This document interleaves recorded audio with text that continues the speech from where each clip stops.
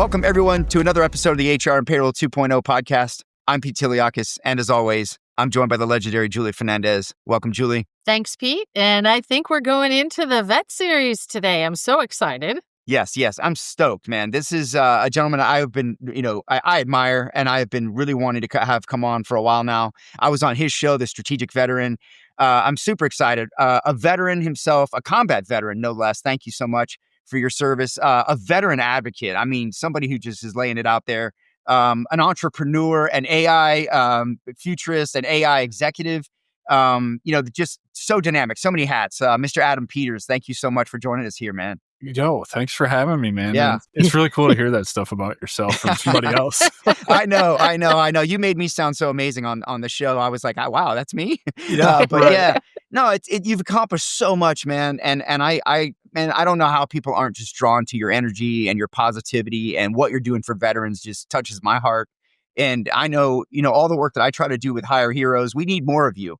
We need more of you to reach out to that audience. And I just want to tell your story and talk about all the cool things you're doing, man. Well, let's do it, man. Yeah. Hey, so All maybe to get into that, Adam, we could have you start just by telling us a little bit what led you to a career in the military and how did you get where you're at? Yeah, so I was born and raised in southern Indiana, which there's nothing there still to this day. It's all farm towns. And I was bullied a lot as a kid. I really think back, I really only had one true childhood best friend. In fact, he was just here this past weekend, hanging out with me on his way back to the UK to pick up his family since their visas finally got granted. But for me, I just knew there was a bigger world out there, and the Army was the way out.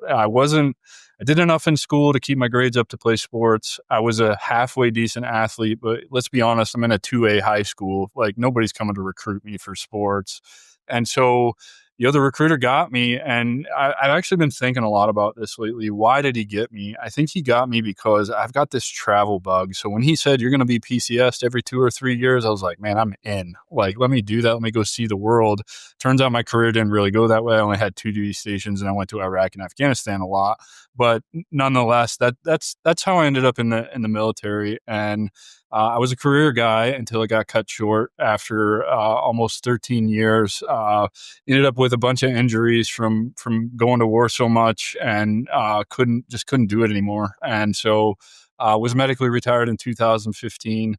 Spent a long time in what I call the transition hole, about 8.5 years, and through Heroic Hearts Project and ayahuasca, crawled out of that hole and started everything that Pete has already mentioned here that I do now. Man, I love it, dude. And what an experience. I hate that you were medically discharged. I imagine you probably would have stayed in the military. Would have. Yeah, I was going to go to 22. So this past June would have been my actual true retirement date. I would have hit 22 years, and then I would have got out. But nonetheless, here we are. Yeah. So plans change. How many tours did you do in Iraq and Afghanistan? So I did 3 in Iraq and 1 in Afghanistan. So from late 2004, like December 2004, all the way to my last one, I would have gotten home like December 31st, like New Year's Eve of 2012. Wow. So you were really there from the very beginning, that first surge. More or less. Yeah. I mean, I remember the surge well, 07 to 09, putting a lot of people who probably shouldn't have been in the army, just boasting numbers. We were losing dudes left and right. I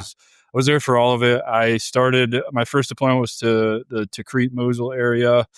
From there, I went on my second one way out west on the Jordan and Syrian border. We called it AR Rupa, but we were responsible for all of that battle space. Actually took care of some of your Marines that deployment. Then my third one was in Muhammadiyah, Lusafia, Qadisiyah, the Iron Triangle of Baghdad. And then my fourth one, I was with the ACO 123. We were out in the Horn of Panjwai in Afghanistan, which is, for those who don't know, the birthplace of the Taliban. And we were, at the time in 2012, we had the most SIGACs the entire deployment in country. So we were pretty busy then too. I tell people all the time, I did 3 to Iraq, and those progressively got kind of just more boring and dull as Iraq went, if you paid attention to it. But Afghanistan was so bad it overshadows my other three. I really don't remember a lot. I mean, plus we're talking at this point 20 years since my first deployment and 13 years since my last deployment. So there's a big discrepancy there. But Afghanistan for sure overshadows a lot of the other deployments. Wow. Well, thank you so much, man. I mean, I have plenty of friends that went to the Gulf War, and Afghanistan, and all of that, right? And it's just crazy the stuff that the learnings from '04 to 2012 were so, I mean, just from '04 to '05 were immense. I know for the Marines, there was a lot of that, Vietnam War era stuff we were still doing that just wasn't going to work in close quarters, and the marshaling and policing that we were being put in position to do. So it's just amazing the learning in that time frame. It really is. I mean, it was crazy to see how all the TTPs changed and just everything from, I was around for command wire IEDs, then remote det IEDs, then pressure plate IEDs, and what were the shape charge ones? I forget what they called them, but those were devastating, right? I saw all of that stuff. Yeah. Wow. Well, thank you. Thank you for what you did, man. I'm sorry. I know what it's like. But I appreciate that fact that you've come through that and learned from that, and obviously are using it to do good. And I think that's so amazing. You're talking about the evolution, of the military, right? And our military capabilities over the course of your career. And I just think, not having that military background myself, that's what people who are dealing with AI feel like today. It's man, what I did 8 years ago is so night and day different that, that it feels like going to war with new tools, right? Julie, what I think what we're saying there kind of between the lines is you've got to fail fast. And that's what I know that's what we did in the Marines. I'm certain that's what they did in the Army. I mean, if we're learning on the go and changing our practices on the go. And I wish more companies were agile like that, because now it's survival in this technology age. I mean, Adam, you must kind of see that correlation in doing what you do in AI and in business and being in the military. I think that it stands out to me for sure. Yeah, 100%, man. We built our whole business on it with all set technologies, trying to bring companies AI first. It's here. It's as dumb as it's ever going to be. There's no use fighting it, because it's fundamentally going to change the landscape of society. And to your point, Julie, I don't think it's an accident that I ended up in the AI space when it's so closely related to, it's true. Fail fast. It's overwhelming. You have to separate the signal from the noise. What's valid, what's relevant, because AI is changing pretty much on an hourly basis right now. ChatGPT 5 just came out yesterday. Been playing with that this morning. Wow, really cool. So it's hard to keep up, but I guess I'm built for it. I think it's safe to say. I mean, Julie, we've talked about this on here before. I mean, I've used Delta Airlines as a great example. 10 or more years ago, I remember the CEO saying, "We're a technology company. We're going to be a technology company," and that showed in their experience, right, with their mobile app. I mean, I think Chick-fil-A's done a great job there. Kind of shamelessly plugging the Atlanta businesses, but really, everybody's a technology company now. And if you're not, I don't know how you're gonna remain in business. And so you've got to start thinking like a technology company, and you've got to be able to fail fast and iterate quickly. Well, and listen to our listeners, HR and payroll folks, when you hear a series like this, put on your boots, for goodness sakes, and dig up, dig in, and get into the whole groove of failing fast and accepting the fact that stuff has changed. Yeah, and we change is gotta here. adapt. Yeah. I love the fail fast mentality, because to me, it's not true failure. It's like it's the price of admission to learn lessons I couldn't have learned any other way. And I think that that's an important distinction. Like, we should change the word from failure to just learning lessons you have to learn in order to move forward. Win or learn, for sure. Yeah. So Adam, tell me about your transition experience, because I know you had a bit of angst. I've read that you even got lost a lot of weight during that time frame and things on some of the podcasts you've been on. And just like how you got to this point where you have this passion you do about fixing what we all know is broken, and that is the military transition process. This is your transition hole, right? Yeah. That's what you called it. So how did you get there? I'll try to give you the abbreviated version. So I was medically retired in November of 2015. It was probably, I don't even know what day of the week it was, but I just remember going back to my apartment at lunchtime after I'd picked up my DD-214, my retirement certificate, and just that feeling of, I'm supposed to be back for formation, like right now normally, and just like the complete loss of structure, identity, everything. So I call it a false transition, man, because I did what TAP suggested. I leveraged the GI Bill. I went to flight school. I'm a commercial pilot, have CFI, all that good stuff. Went on, used Voc Rehab to get my degree in business and psychology from a choose your own adventure school. And then I entered corporate America 4 years later in the insurance industry, which is a terrible industry, and I hate it.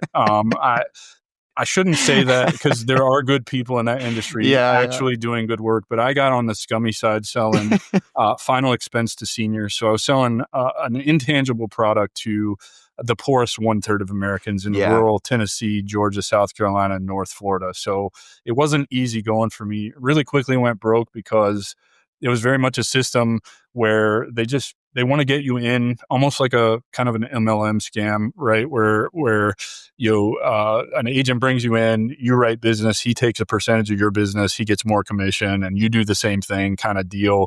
And I just went broke, man. Nobody told me about chargebacks. yeah. Nobody told me how all of that stuff worked, how to massage a book of business, how to save a premium from falling off your book of business until it was too late. In fact, there's even tricks where you don't even pay the insurance company back on the advances that you get, and they never come after you for it. And Wow.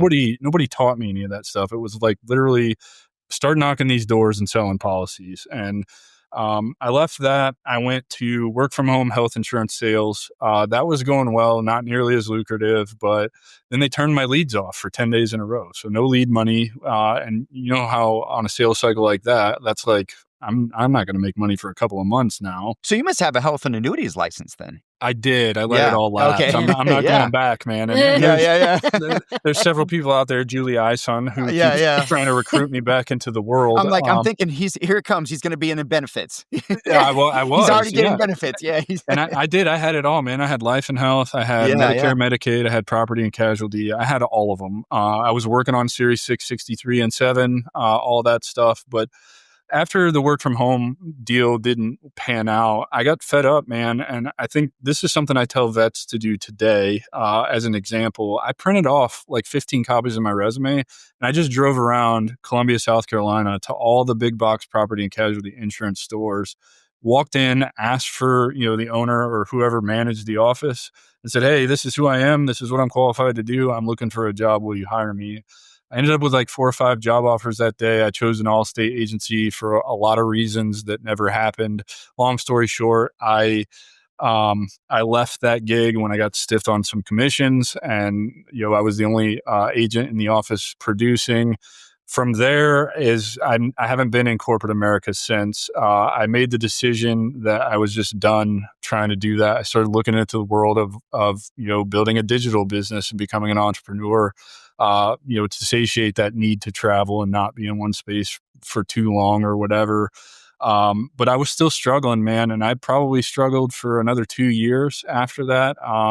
The typical veteran stuff, like no purpose, no identity. I don't know who I am. Constant thoughts of, I owned a Harley at the time. So, if I run this thing into a tree at 120, it's all over. It goes away. I don't have to deal with this anymore. I was going back to flight school to get the CFI thing done. I was just going to have a career in aviation because, let's be honest, aviation is a pretty lucrative career. I just didn't like, relying on a student for a paycheck and kind of that whole gig. But I had acquiesced to the fact that that's what my life was going to be.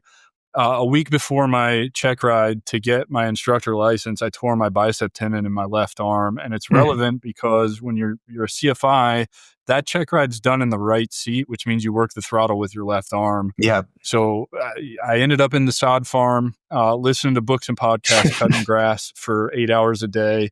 Honestly, it was a really good job because it paid $1,000 a week after tax. So, and I had zero responsibility and nobody messed with me. Nice. I was just show up at 7 a.m, get a mower, get an assignment, go mow that, take your required breaks, your lunch. At 3:30, you're done. Go home. If you want 2 hours of overtime, you could work the 2 hours of overtime.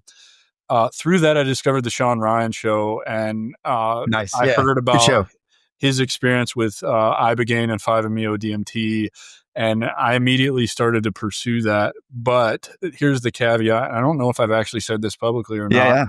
When I started looking into that, I got super discouraged and fell even further down that transition hole because a lot of the nonprofits that sponsor veterans to go do those things cater to special operations forces. And I Yeah. was just a conventional guy, so I was automatically disqualified. So about 3 months into that whole process, I would say HHP reached out to me, accepted me. And then in July of 2023, I went and had my first ayahuasca retreat, and it changed my whole entire life. I went down there a broken man at 321 pounds, and I came back, and I've lost 100 pounds. I've built everything that you see, and I genuinely have a new outlook on life. Yeah. Wow. It's life-saving, Awesome. man. There's It so really much there. is. There's so much there to talk about. I mean, first, I want to table this a little bit because I think we could spend a whole hour on ayahuasca and natural resources. But I think one of the things that I think I saw, and maybe you probably saw it more than me, is that we threw pills at our veterans when they're going to the VA, right? I mean, they do it to all of us, right? To just throw a pill at something, and a lot of times those pills are the very things that make people do stupid stuff, right? And have hallucinations and whatever, and cause other problems mentally for them. And so I would love it for our government to really lean into more holistics like ayahuasca and weed and other stuff that can, psilocybin and other things that can absolutely help people out with PTSD and other traumas. But just kind of come back to that experience, man. Like I find that a lot of times veterans that struggle in those ways, it's belonging that they're really wanting. They don't have that purpose anymore. They don't have that brotherhood. They don't have that or sisterhood. They don't have that place to be. You know what I mean? It's almost kind of like recidivism, right? You see it a little bit with prisoners who get like, well, I don't really fit in out here, man. I'm just better off back where my family is, and my family's in prison, you know, like. And it's not to say that's the same thing, but there is a belonging to both of those that I find.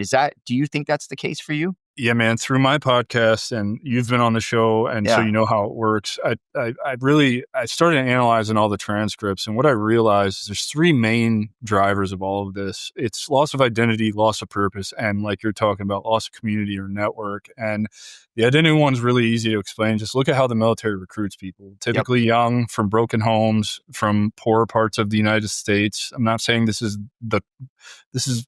not the whole case. It's not a blanket statement, but if you look It's more into it, attractive. you'll really see. Yeah. So, somebody like me And who gets joined, remarkable people. yeah, oh Remarkable yeah, people. 100%. And I want to preface all of this by saying I love the United States Army. I am so grateful that I joined. I'm grateful for my experiences with the Army. I'm not bad mouthing anything about my experience or my career. I wouldn't change a thing about it. I just want to see some things done differently Yes, same. on the way out, right? Yeah. So I think people confuse that often, but look at me, man. I joined at 17, spent a year on the delayed entry program. So I have the authority of my parents because I respect my parents, right? And I go straight from that to the authority of the United States Army. And I never have that 4 years of college like a lot of people do to really kind of lack that authority and kind of develop my own identity, meeting people from other parts of the country or whatever that experience is like. I didn't have a college experience till I was 30. So, it's hard for me, but from 17 to 30, all I knew was the military. So that becomes my identity, the best infantryman in support of the global war on terror for the United States Army that I could be. So no wonder I'm just left standing there with my dick in my hand. And like, remember, there's no individuals. Yeah. It's a team. Yeah. Right. And so the day I retire, like, it's like, no wonder I don't have a clue what to do because I don't even know who I am as a person. Right. Yeah. And then purpose, like, I think the best way to sum up what our purpose is in the military, it's to serve something bigger than ourselves. Obviously, we all have that in common, whether we want to admit it or realize it or not. And so that's just gone. You're just alone. Yeah. You don't have your brothers and sisters to your left and right. You're not going to formations. You're not doing, all of the things. So what is your purpose now? And then, network and community, let's be honest, there's nothing like a platoon of infantry guys or, a platoon of Marines or Air Force or whatever their nomenclature for it is. And it's unique. It doesn't matter where you go across the country. You just fit right into that community when you're PCS, when you go on a deployment or whatever. But then you get out and you are so much different from your civilian counterparts. You don't speak their language. You talk in a lot of acronyms because that's been your whole life and you understand what they mean. Now suddenly you're getting frustrated because you have to explain these things to people when you talk. And nobody teaches you how to actually network outside of the military as you're getting out or while you're even in. And so those are the three main things, I think, brother. Hopefully that answers your question. Yeah. No, yeah, it does. I mean, I think everybody struggles in their own way. It feels like coming out of the military, and I don't know that. I think there are things the government could do to help. Because I think things get a little over romanticized, right? Hey, you've got these great skills. Everyone's out there looking for them. You'll find each other. Do a good resume. Go through this class. Here you go.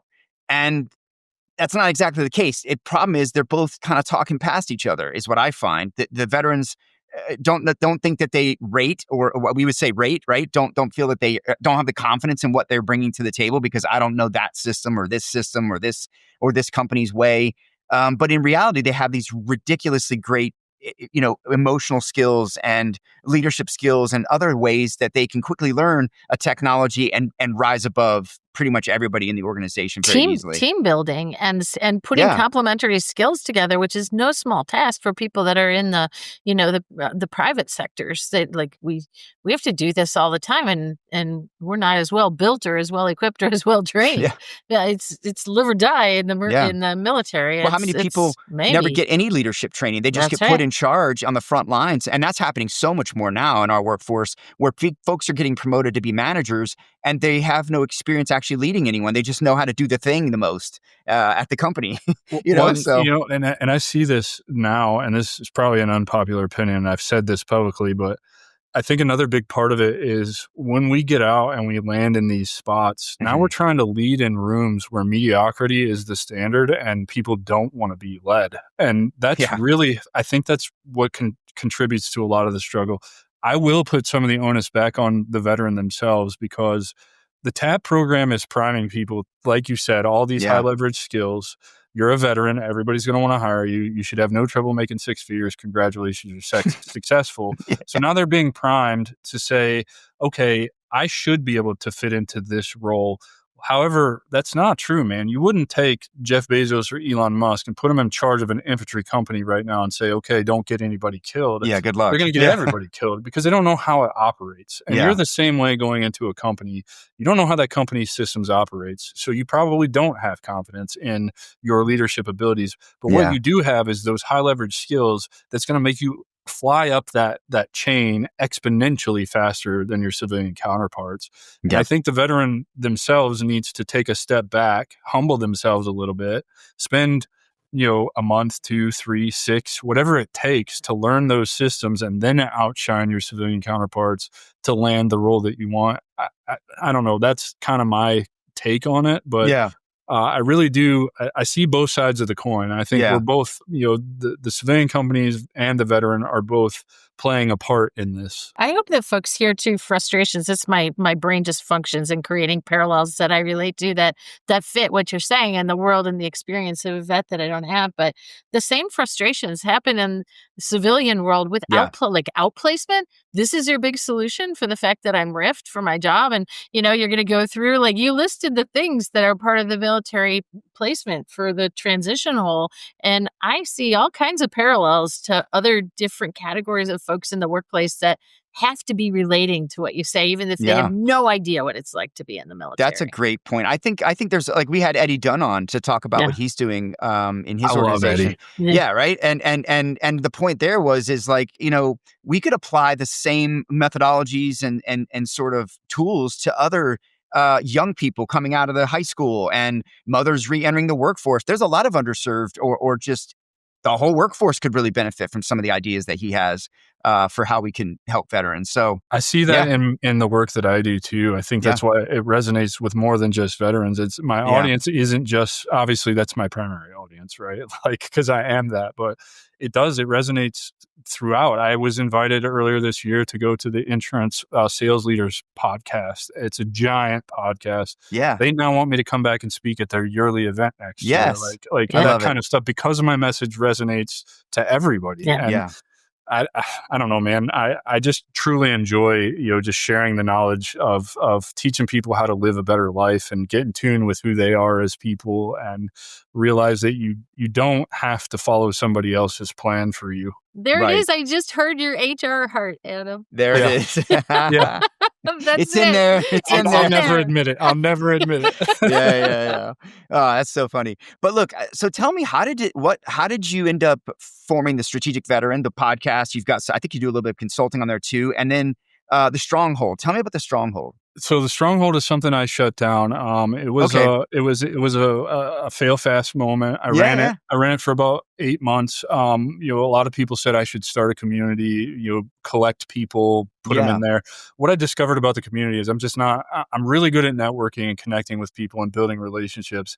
I'm not good at running a community. It's an energy suck for me. It It's is hard. always, it's something in the back of my brain. It's like, I know I need to do more, but like, and this is not egotistical. It's just honest. I was sitting there when I was running that community and I was thinking like, I don't need to drive engagement in here because I have this figured out. You know what I mean? Like, I'm not the one who needs this help and I can't be everything to everyone. So it just didn't work out, but I did. I tried, and it was great for a little bit. I made it up to 200 people. However, nobody was really active in there. It was costing me money, so I shut it down.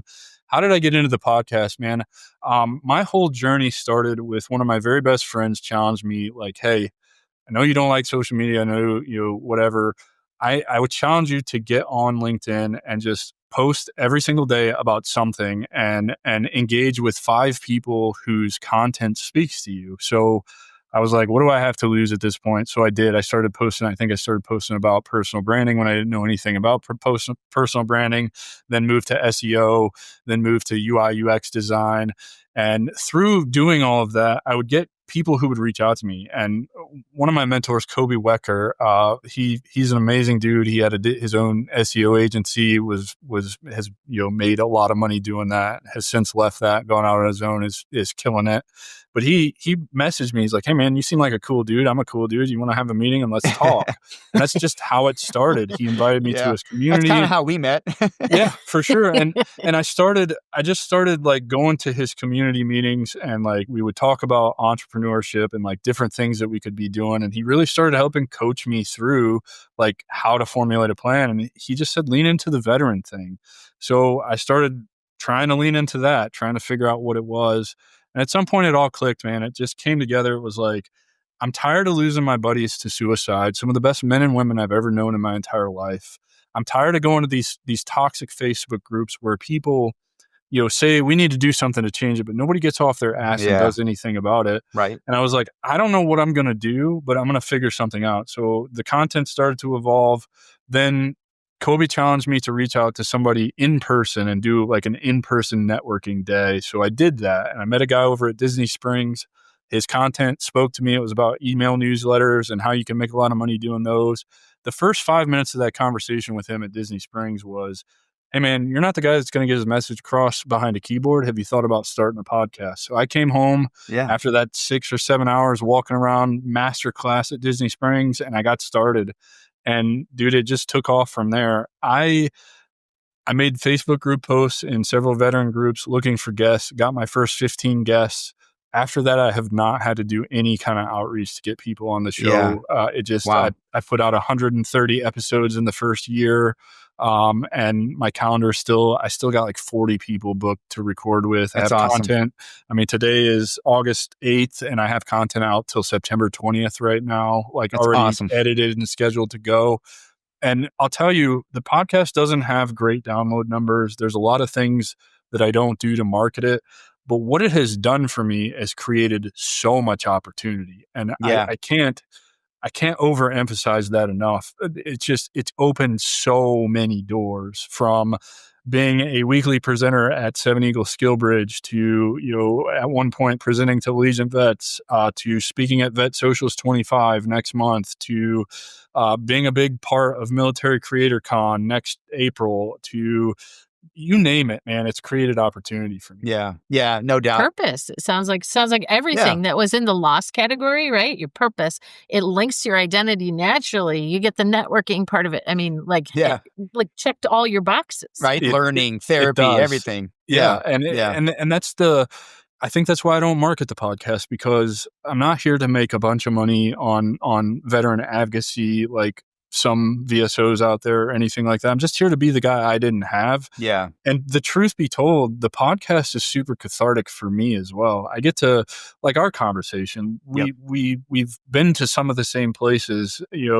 I've had people who I was on deployments with and didn't even know it come on the show, and we got to relive some of those experiences and kind of get that out there and just get it off our chests and stuff like that. So it's just incredibly cathartic for me as well. And I get to build relationships on a daily basis out of doing that. And so it's just fun, man. I would highly encourage any employers out there to listen to these, anyone to listen to your podcast, but really employers. I'd love you to see the type of talent that's coming out of the military, and just the amazing people and the stuff they've done and accomplished and the skills they have and the places they've been, and the adversity that they've overcome. I think it's really, really fascinating.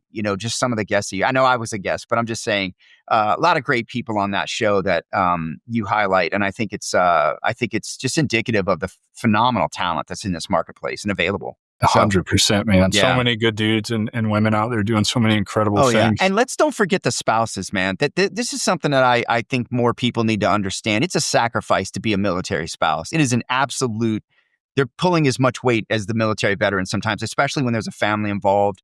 There's a lot of unknowns. There's just a lot of ask of those people. And I love that so many of the VSOs include them, especially Hire Heroes. Shout out to those guys. We had Ross Dickman, the CEO, on a few episodes ago, and they do a great job. I've been paired up with some amazing spouses that I've helped, navigate transition as well. And man, there's some great talent in that community as well. So shout out to them. Yeah, man. Shameless plug here, but like I've been asked to do more for the spouses, and I don't even know how to approach that because I've never been a military spouse. So anybody who's listening, if you have ideas, I'm open. I'm willing to let you use the platform and the brand that I've built to put something together, because I do recognize the need for it. I just want people to understand I'm not the guy for it. Like, you know what I mean? Like, I'm really good at what I do because I've got the lived experience, but I've never been a military spouse. And let's be honest, I've been married 3 times and divorced 3 times. So it's like, probably not the best guy to talk about that. It's hard, man. I can imagine, like I think anybody who has a spouse that works in global payroll P, we have audiences that are global payroll, and your spouse is traveling or deployed, right? The equivalent of deployed all over the place, or some of the consulting or analyst jobs that are like churn and burn media folks that are all over the place. Like those all have enabling spouses that the person who's doing that, deployment and that crazy stuff for their job really needs an anchor on the back. And so I'd just be stunned. Maybe it's not a military spouse that steps up, but maybe there's somebody that hears that's like, man, I know my spouse, I'd be dead in the water with my career without them. And they know how to do this stuff, whether it's for the military or for the media. Yeah. 100%. Great talent, though. Great talent. But anyway, I want to talk about what you're doing now, man. First, your AI business. Talk about that, man. What do you guys, I don't know. I can't remember if you just launched it or recently launched it, but tell me a little bit about that. Yeah. So Tyler launched probably, I don't know, a year and a half ago. He had 2 other business partners. Things weren't working out. I had fallen into AI and automation to help me do more with the podcast and stuff like that. Just take some stuff. Because look, in business, you either have time to invest or money to invest. And I don't have money to invest. I'm bootstrapped off of my retirement and CRSC money.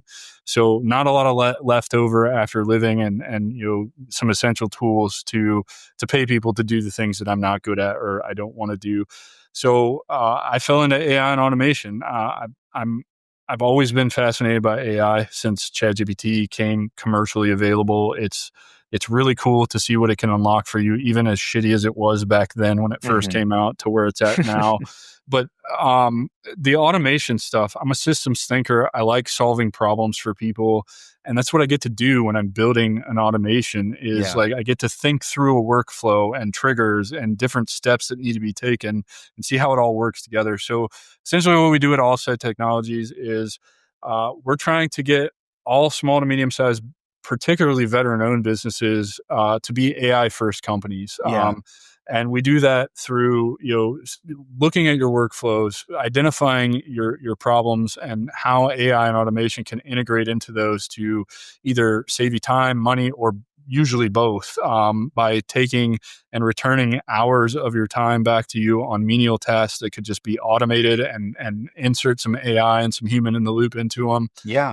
But we're expanding our skill sets even more. I'm sure you're familiar with the terms vibe coding and vibe marketing at this Yeah. point. Yeah. So I'm big into that too. I've got some side projects going on. I won't talk about them, but developing a SaaS right now for myself that solves a big problem that I have that I know other Very people cool. are going to have, Yeah. and really kind of bulletproofing our business model by vibe marketing our way to a better website and SEO optimization and ads and you name it, funnels, all of everything. I love it. And so what I really enjoy about it, man, is it's another opportunity to help good people. Yeah. We get to select who we want to work with through kind of our discovery call, exploratory milestone process, find out if you're a good fit for us, if we're a good fit for you, and really build even more relationships. And what I really genuinely love about it is because AI is so kind of new and it's like the Wild West or a blue ocean, if you want to call it, is a lot of people when they do a call with us and we give them a solution, they're kind of locked into us forever because we did them so right the first time. You know, we solved their biggest problem, which then identifies more problems that they have, which then creates ideas for maybe an automation or AI integration that can solve some other problems that they've now identified. And it just kind of funnels them into our ecosystem forever, which is really cool. And we get to build relationships with these companies. You know, I just have a backup in case there are folks that are listening, because I know we just glossed right over vibe coding and vibe coding and vibe marketing. And some of us who have 20 somethings struggle enough to figure out how vibe and dating are like synonymous with each other. Yeah. So I just thought we should take a minute and say, you know, for those who haven't followed it along closely or were Googling it, you know, at the same time, using AI to help you do the coding and help you do the marketing where that's not your niche, right? And Yeah. your skill, is it fair? I think to elaborate on that, Julie, I don't have a technical background at all. I have leveraged AI to teach myself how to read and write HTML, CSS, Tailwind, Python. I have leveraged AI to teach myself everything that I know right now. So the insert vibe, whatever, it's just leveraging I know. AI to teach you how to do something. It's a lame marketing journalist way of calling, you know, ideation, you know? Yeah, right. Self-taught guess, with yeah. AI No, at the but look, wheel, right? this is this is the future, right? Like taking AI and putting what you want into it and or your ideas and using it to help you do the work so that you can be the creator. I think that's exactly the spirit of what we ought to all be doing with it, you know? Well, and I want to even further than that. If you watched the GPT launch event yesterday, one of the first things Sam Altman said is he estimates that with GPT-5, we will see our first $1 billion Yeah. solopreneur companies. It's incredible. Look, you have a multi-billionaire at the forefront of AI technology with OpenAI saying that AI is going to create the first billionaire solopreneurs, meaning one Yeah. person builds $1 billion company by themselves. That's never been possible in all of human history. And that's how serious I take AI, because I absolutely believe Yeah. it. The CEO of Replit, which is one of those vibe coding tools to build your own SaaS, he says the same thing. He says AI is going to level the playing field for anybody who wants to be an entrepreneur but has no idea where to get started. Yeah. He thinks that 80% of the population will have their own businesses. Interesting. Yeah. Content creation, everything. I I don't feel doubt like it. we I don't doubt it. we ought to be betting on horses here. You know, We- like, are you going to be one of those first solopreneur billionaire guys at it? Because I'll put my chits behind you. Yeah. You Yeah. know, it's funny you asked that question, because if you'd asked me that question a year ago, I would have said, no, I don't want to be a billionaire because I don't want the lifestyle that comes with running $1 billion company.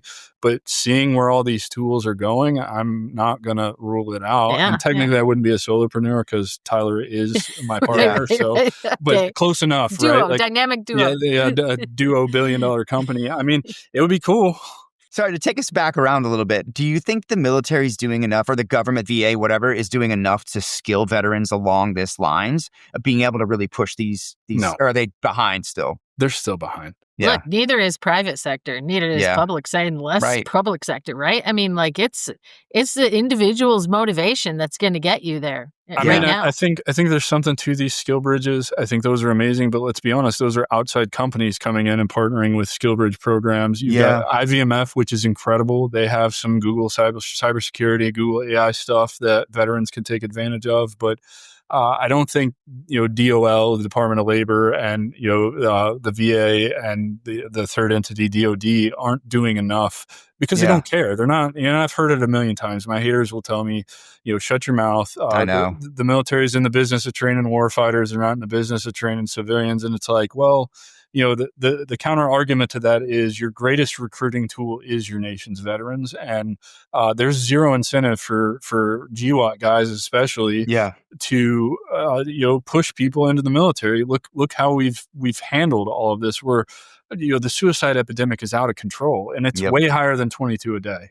That's just a small number. It's more Yeah. like Yeah. 50 a day. Yep. I have a curiosity too.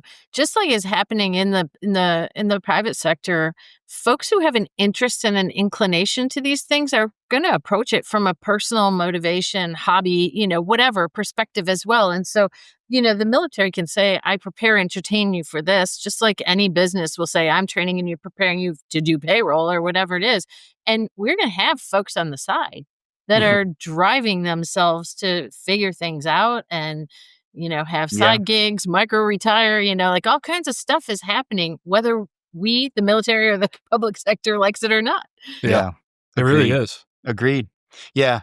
Interesting. So look, Adam, I want to wrap this up with, I want to ask you about your ayahuasca. I think you have invested in a resort or a facility. I mean, I think you had something going on there, right? Yeah. So the two people who facilitated my first retreat Yeah. with Heroic Hearts Project, they went out and started their own retreat. And I think it's better.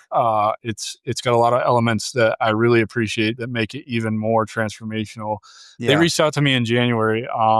And the owner, Jonathan, reached out to me. His message to me was, you're the antecedent for how transformational this can be. Yeah. Would you be interested in partnering with us and driving veterans, to our offer? And I was like, 1,000%. Yeah. Yeah. It makes it that much easier to talk about ayahuasca, knowing that I implicitly trust these two people and how they're running. So I just got back 2 weeks ago from our first 10 veterans. Took 10 veterans down there, got to lead a cohort down there, all had amazing transformational experiences. And so I didn't have to invest anything but sweat equity, but partnered with them and truly believe in the work that they're doing. And I will probably be involved in this work for the rest of my life. That's amazing. Can you just explain for the audience, just in layman's terms, even for me too, what ayahuasca is and kind of just to the extent that you can, like what the experience is for you and what the healing sort of is from that? So ayahuasca is a brew of two plants, the ayahuasca vine, which is the MMO inhibitor, and the chacruna leaf, which is the DMT. And it's boiled together in a ceremoniously fashion, and it takes days to actually make it. And then you have ceremonies, 3, 4, sometimes 5 ceremonies, and it's very, very spiritual, very sacred and kind of ancient. We do this with the Shipibo people. The Shipibo people, best I can tell, have been doing this for like over 1,000 years. They live in a remote area in the Amazon jungle, and it's a psychedelic, but it's so much more than that. I don't even know if I tried. There's not words to really explain what the experience is. And even if I tried, like when I do this with my groups of people that have the experience, there's just not words to really accurately portray what you experience and what you go through. So the best way for me to talk about this is, what did it do for me? The two biggest things it did for me was it taught me how to love and respect myself, but also it taught me that I can change my internal monologue, and I am capable of so much more than anyone or myself has ever given me credit for. It also, in a way, made me feel very connected to this earth, to a spiritual sense of God. In fact, connected me to God and to my fellow human beings, man. And it's just encouraged me to. My whole purpose in life is to be the best, most genuine, authentic human that I can be to everybody that I come in contact with, and that's that's kind of the crux of what it did for me. It's done so much more. It's revealed things about myself and some traumas from childhood that I, completely had just blacked out of my life and didn't Yeah. understand where these personality flaws were coming from. It's so much. We could do an entire I day know. long podcast on this stuff, but Yeah. in a nutshell, that's kind of what you can expect with this. It's hard work, man. Yeah. It's not another thrill-seeking adventure escape. Like, you're going to have a bad time if you're just looking for the next high or chasing the next high. It's going to punish you, and it's going to punish you in a bad way, and you're not going to enjoy it. And it is hard work, man. It's hard to go for a week and isolate yourself and digitally detox and eat very, very clean, or in my case, starve. I Yeah. fasted this last retreat for 4 days, and it's hard to sit in a Native American sweat lodge for 4 doors, about an hour, and really ridiculous, and then go jump in a cold river. Right. It's hard Yeah. to sit with yourself and your thoughts and all of these things that come up after you take the medicine, even before you take the medicine. But it makes you a better person. I really genuinely believe, my philosophy is all great growth comes on the other side of monumental challenge. And this is one of those Struggle. monumental challenges. Wow. Well, congratulations, man. I mean, I've heard so many good things from friends that I know have done it. And I've heard incredible stories of ayahuasca and even psilocybin helping veterans with PTSD and just some things like that. So, man, what do you think the chances that we'll ever have it here in America? I don't know. I mean, do you think there's I hope? know Heroic Hearts Project has got the blessing they're doing Yeah. their own ayahuasca and psilocybin retreats in Oregon. I know Colorado, I think, has something going on. I know there's a Great. place here in Orlando. I don't believe in it in the States. I also am very attached to the ritual and the ceremony Right. that goes with it. I really think that that's a big, big, big part of it. And Yeah. I will never do it in the United States, and I won't ever encourage anybody who comes to me for information about it to do it in the United States, particularly because I am partnered with Yeah. Amakaya, and I know you can go and have a pleasant experience. It's Right. affordable. You're getting the right things out of it. So that's kind of my stance on it. It also doesn't grow here. So now we have to Yeah. import it. And I'm not about that, man. Like, Yeah. It'll get commercialized here too. I would just love to see the United States government maybe engage it for veterans. 100%. And I'm all for that, brother. Yeah. I Instead really of the am. pills.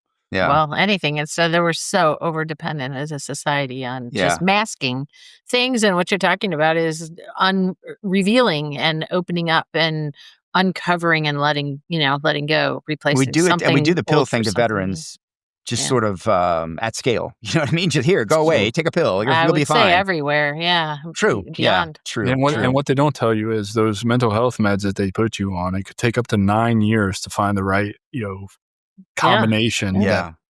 I'm not about that either. No. Yeah. Wow. Well, listen, man, Awesome. you've Great lived a story. remarkable life already, and you're doing exactly what you aim to do, man. Just being a great human and helping out your brothers and sisters in the world. So we appreciate you, man. Thank you for your service. Thank you for what you're doing.